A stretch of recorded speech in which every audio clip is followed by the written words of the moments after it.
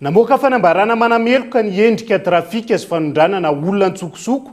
Avy eto Madagasikara ny OIM na ny Organisation Internationale pour l'Immigration tamin'ity androan'ity taorian'ny zavanitranga tany amin'ny distrika Nambilobe izay namoizana ain'olona 12 farafahakeliny.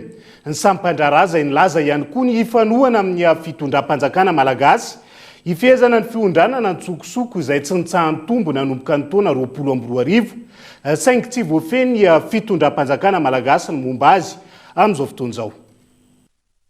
Manoloana ny lozan-dranomasina namoizana ain'olona 12 farafahakeliny tao Ankazomborona komina Beramanja distrika Nambilobe ny aliny 114 martsa lasa teo. Manameloka ny endrika trafika sy fanondranan'olona antsokosoko ny OIM na ny Organisation Internationale pour l'Immigration araka ny fampitabaovao navoakan'izy ireo androany. Tany Tandalany Madagasikara ka tsy maintsy andraisana fepetra ireo tompon'antoka amin'ny fandikan-dalàna tamin'ny fitaterana ireo olona 770 ireo hoy ny ministra ny fitsarana. Malalaka ianao mivezivezy ny mpitatitra koa hoe misy koa ny hoe zoan'ny mpitatitra ny hoe mitatitra olona andranomasina tsy andraikitray moa izay kanefa ny tiana tsindriana dia hoe misy ny lalàna velona ary manamafy an'izay izay hoe raha vao marina fa nisy ny tsy fanajana lalàna nahoana ny ministeran'ny fitsarana izay andreketanay rehefa voaja fa misy ny fandikana lalàna dia tany-tandalàntsika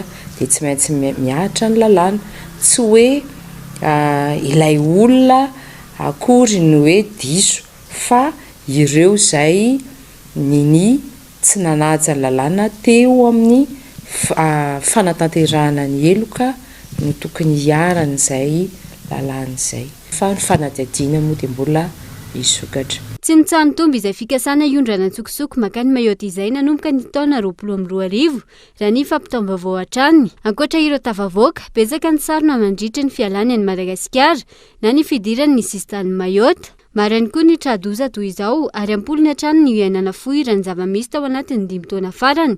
Nanamafy ny fahavonona nanoana ny fitondram-panjakana malagasy ihany koa araka izany ny OIM ifehezana izay fiondranana antsokosoko izay. Ny lehibe niraky ny OIM eto Madagasikara izay miantso ireo mpiara-mombon'antoka arabola sy ara-teknika nohony izay ady amin'ny fiondranana antsokosoko izay.